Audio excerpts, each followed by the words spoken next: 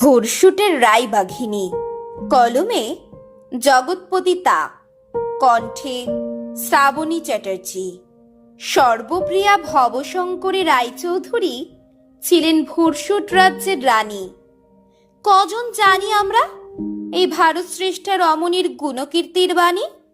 পিতা দীননাথ চৌধুরী ছিলেন বেশ সুঠাম, লম্বা চওড়া চেহারার। তাকে সেনাপতি হিসেবে নিযুক্ত করেন পেরো রাজ্যের জমিদার। এই পেরোতেই এক শুভ দিনে ভবশঙ্করী এলো মা বাবার কোলে।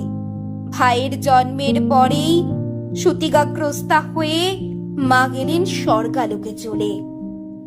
শৈশব ও বাল্যকালে পিতার কাছে থেকেই ভবশঙ্করীর যাবতীয় শিক্ষা।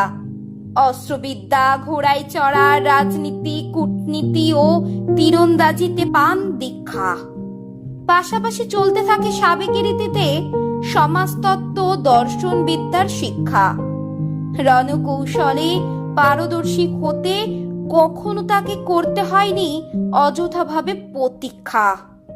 ইতিহাসের গবেষকরা বলেছেন ভূরিশ্রেষ্ঠ থেকে এসেছে ভোরশুট নাম।